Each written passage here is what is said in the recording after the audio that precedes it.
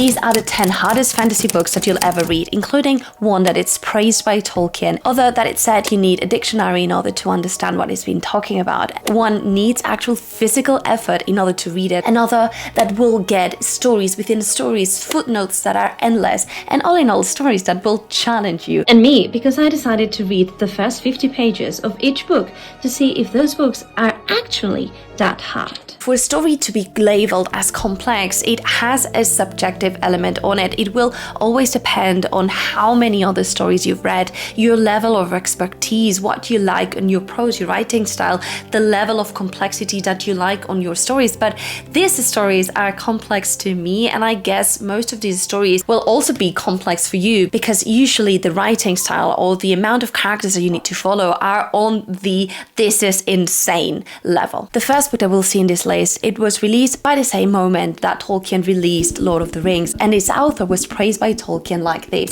"He is the greatest and most convincing writer of invented words that I have read." However, he also said from the work of this author that it lacked profound and moral exploration, and I'm talking about the Worm Ouroboros, which is considered a classic book within the fantasy genre. It's belonged to favorites of Christopher Paolini, or at least it was a few years back. It's one of these stories that it's praised because it has great battles, incredible action scenes. It is really, really dense and written in the Jacobean English, which it's not great if you're going to read it, but it's supposed to be really fulfilling, and it really scares me, but makes me really want to read it at the same time. So let's read the first chapters to see what we think and if it's as hard as it seems. After reading the first 50 pages of The Worm Ouroboros, I reached to the inevitable conviction that I might not be able to understand this story. I might not be intellectual enough for this task. It is a story that certainly feels epic. It has this prelude, and it's from another author, that it's telling us that the author in itself needed to create this cosmos of good and not evil, but just grey characters, and that we will never forget them. And certainly the writing style, it's bizarre. It's not only complex in the sense of it is Old English, and some parts I was not able to understand a thing, but also the paragraphs are massive, and it has this story within the story. You start in this living room where there's a story that it's about to start, a chapter that it's open, and directly you go into a story that seems to be in the middle of action already, and there you start flowing from character to character. With the pages that I've read, I confidently can say that I know this is going to be rich. There's demons, there are witches, there's these lords, there's going to be a lot of stuff, but it is being so complex already from one character to another. It's not one POV. You just like touch base with them and you stick with part of their lives for a little bit until they meet another, and then the story goes on. So it's so far complex for me to attach to one of the characters. In terms of complexity, I'd say it's a 6 because of the writing style, the prose in itself, and the epicness and massive world that we're about to see. Talking about Tolkien here, let's go to one of his works, one that I've always been compelled to read, but that is also considered one of the most difficult books to read within the fantasy world. It's the Silmarillion. It does not have a plot on itself. It was not written by Tolkien in the same way that he did with Lord of the Rings or even The Hobbit. Actually, these were in reality notes that were gathered by his son, and they were put together, and you can see the result of that being a profoundly enticing story that tackles the myth and the previous story of the Lord of the Ring, the good, the evil. It is fascinating, but at the same time it just goes heads on into the myth. Silmarillion presents a unique challenge because of its nature. It was created by Tolkien throughout his whole life, and his son, who was in charge of creating this whole story, mentions that a lot of stuff changed throughout his life, not only his writing style, but also how preoccupied was Tolkien with theology or religion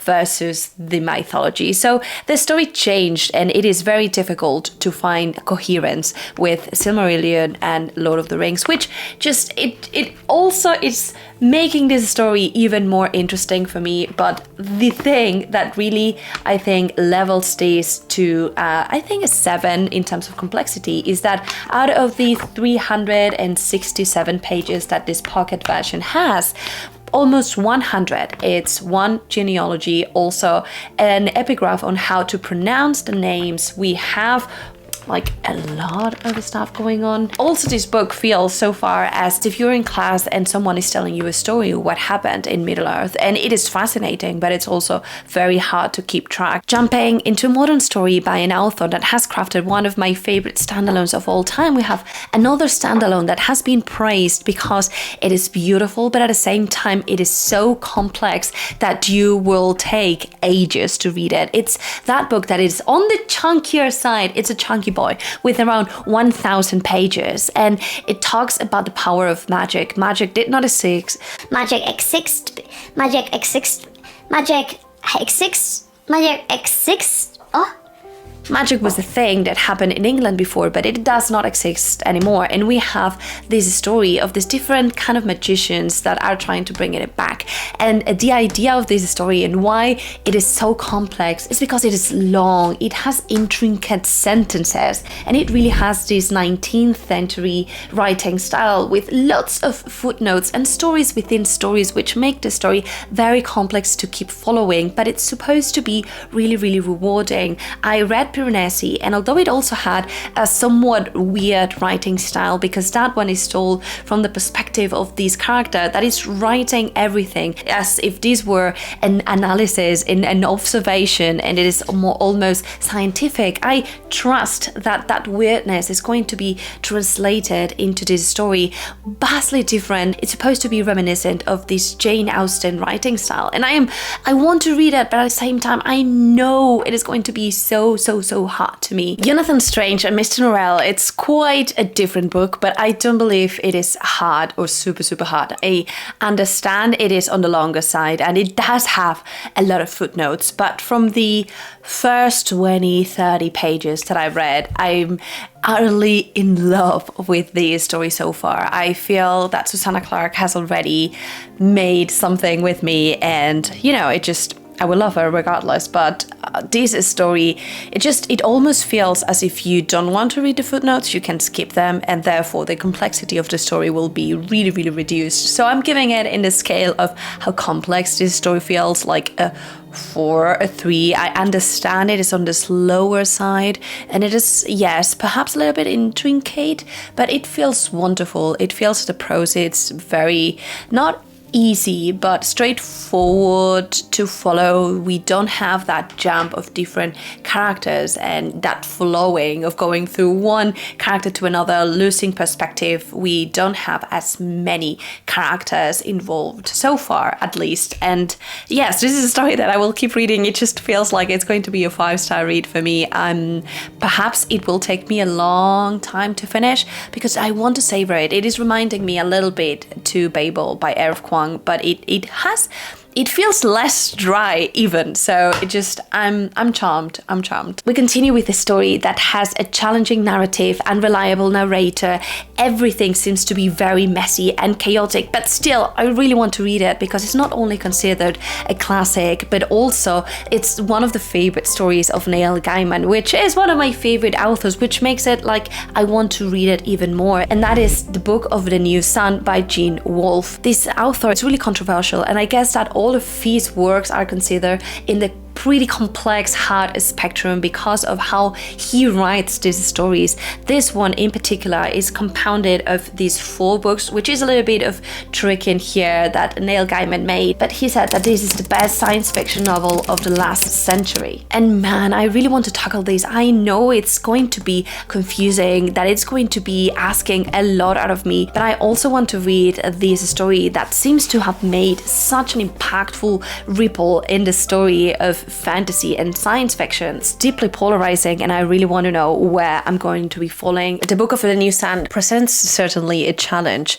Foreword mentions that the only way of reading and understanding the Book of New Sun is by rereading it. That in a way, the first time that you read it, you're just preparing yourself to read it another time in order to understand it. And it talks about this book being a matryoshka of our narrator not only being unreliable, but perhaps being insane brain mad. However, as I started this story, it was not easy necessarily to follow, but it felt a story worth pursuing. I believe I will understand the majority of things that I read, but I am afraid I won't be able to comprehend the deeper levels. Like, there are lots of stuff already that is mentioned that I don't believe it's making sense in my brain. It is also told at the beginning that this book asks us a lot, because we will believe stuff will happen and then we won't get endings, we won't get conclusions for that, and all of that presents challenges. I therefore consider this book on a 7, I guess, out of 10.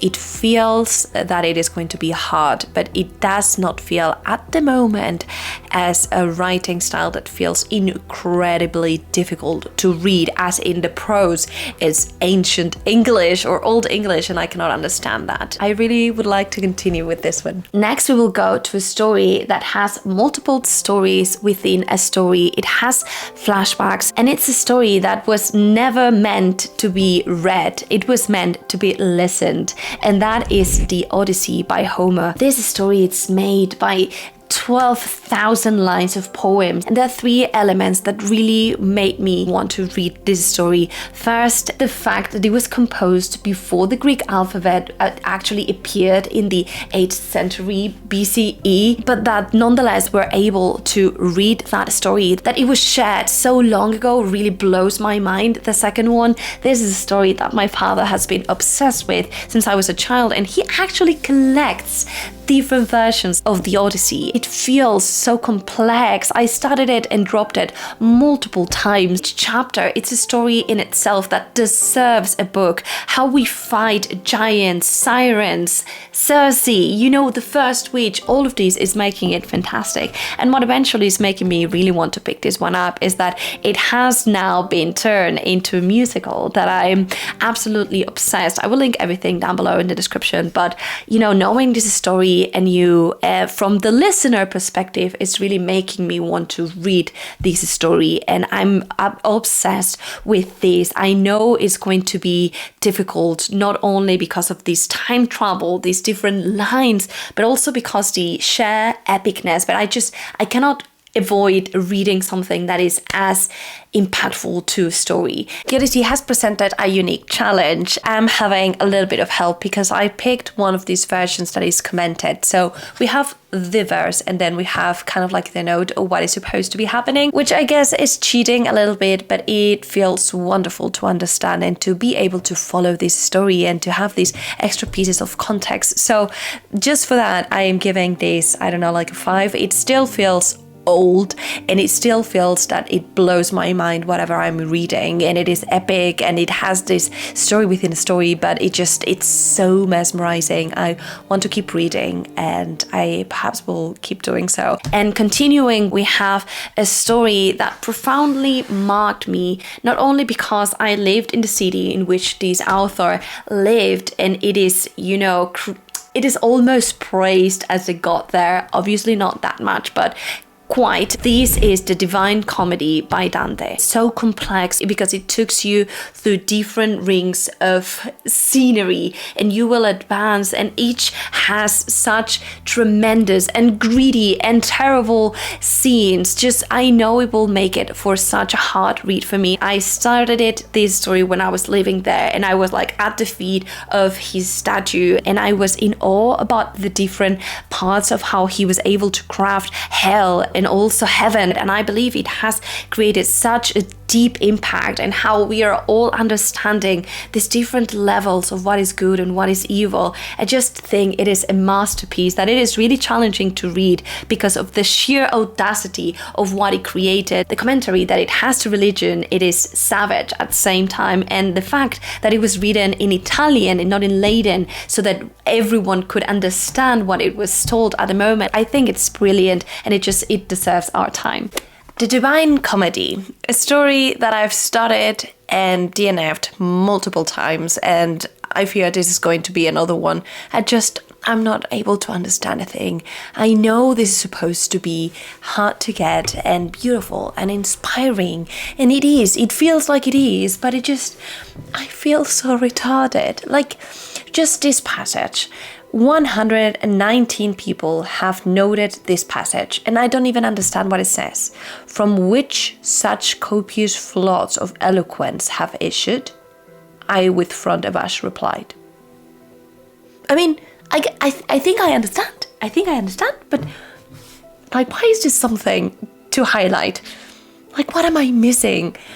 I don't know. This feels definitely like an 8 out of 10 in terms of complexity, not only because it's written in a very unique way. It follows creatures, it follows characters I don't understand, and I am lost. I am really lost. I really want to read this, but I'm so lost. Another book that it's considered a classic within the fantasy genre, and a lot of people have read it. So I think it leans more towards it's easier, but still makes it for a challenging story, because it will blend this modern and medieval tone, and it will have a lot of philosophical and really moral reflections, which I don't really believe it's our usual cup of tea, and it will make it for a very hard read. That is The One and Future King.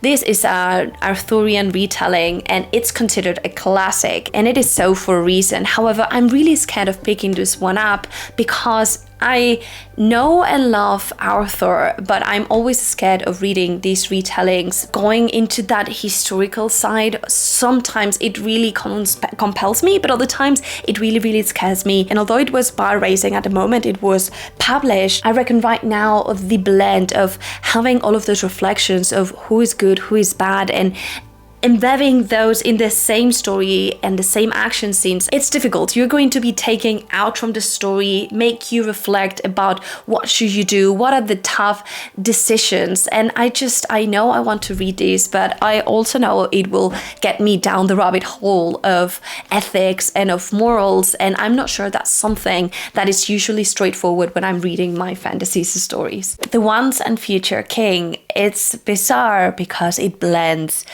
a narrator that knows that we are in the modern era with this narrator telling us a story of Arthur and Merlin. And I've only read the first, 50 pages, so there's a lot still that I have not unpacked, but the story feels somewhat easy to follow. It feels complex because of that, taking you outside and then the commentary of the author, but doesn't feel super complex to get into. The writing style I can endure. It feels that it's going to be a little bit dense, and I've read other reviews that say that from the middle point onwards it's going to be so depressing, and I bet that it's going to be hard.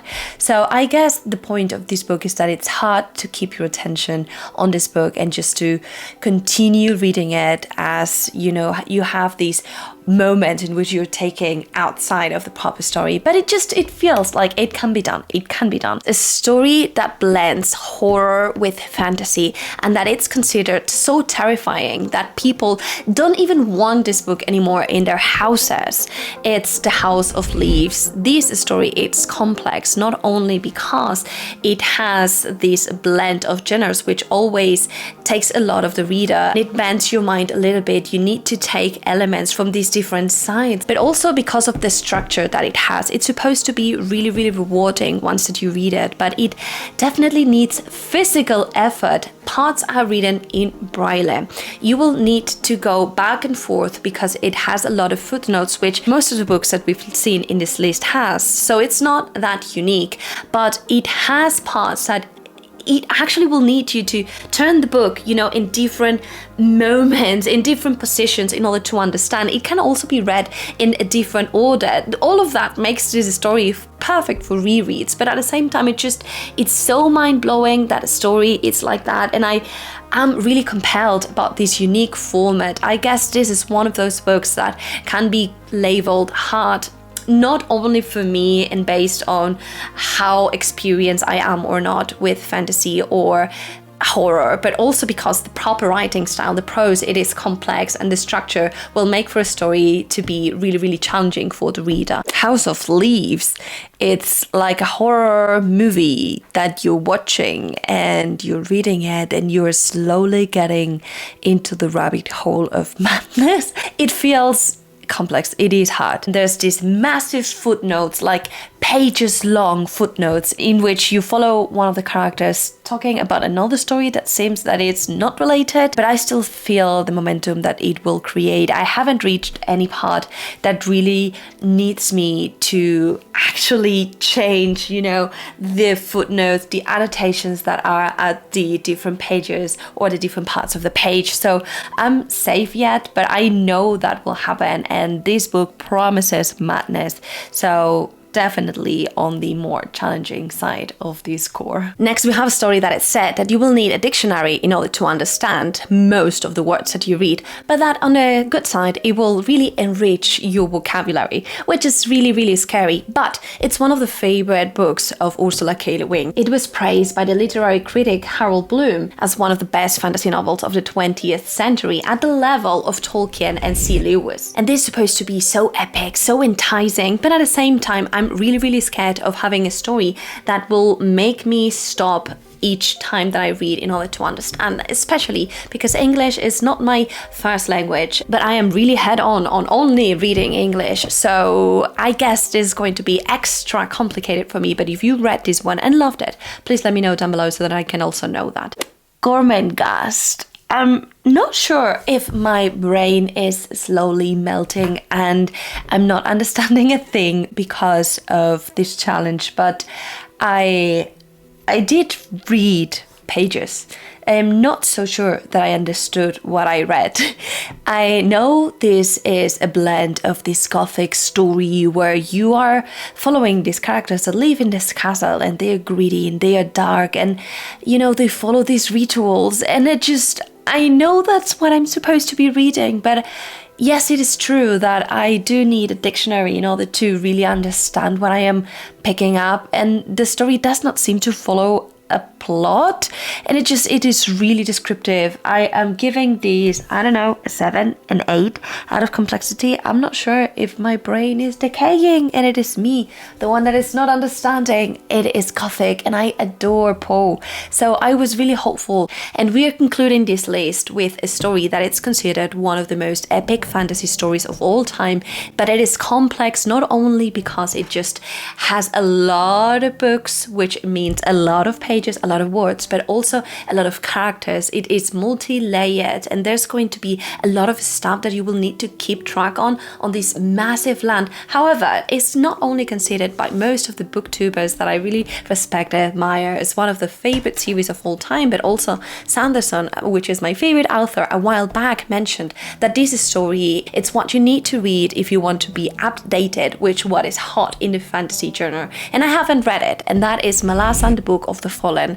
This story scares me because it feels that the writing style was not necessarily created in order for this story to make sense as a reader, or in order to make it easy. A lot of people have told me that I will need to have this map in hand, and in another, this list of characters in order to understand who is who, because you see one character in one moment, you never see it again, and then it appears, and you should know that character, and that is terrifying. I have not a bad memory, but also not the best one. I also know this is a very polarizing story, but I just want to understand what this epicness is all about, this dark, grim story that seems to be delightful for a lot of readers. I just want to be in the know, but I know it's going to be taking me months to read these, and hopefully, I'm not sure if I will even make sense of what I'm reading. I finally started Malazan, Book of the Fallen. I am so surprised about what I'm reading. I guess I knew that it was going to be complex, hard, that it expanded lots of characters, lots of years, and it is not disappointing so far. I will pause this because I do want to continue reading all the stories, but I feel I will get to Gardens of the Moon very, very soon, properly. Pleasantly surprised to find at the beginning of the book this list of different characters that are important, and that lasted 5 pages. So that is always a promise of here's a lot of characters that you will suffer to remember, which is a challenge. I love how epic this story feels, how dark, how grim, and also, there's this war that seems to be unfolding. My interest is piqued. I am not sure if I'm going to be loving this story or not, but I'm pleasantly surprised. It feels hard in the sense of lots of characters spanning lots of years, and a prose that it's not feeding you the information slowly and surely, but rather you need to keep up to date with everything that is happening. But seems promising and will definitely be continuing. Now, let me know which is your opinion here. What are your more difficult books to read? If you like this content so far, consider joining my Patreon. I have a book of the month, we have a Wheel of Time read along, reading sprints, we do have a cozy little group, and we have lots of fun, so it will be lovely to have you also there. And if you want to see me struggling a little bit less, I will leave here a video in which I link my favorite reads of the year so far.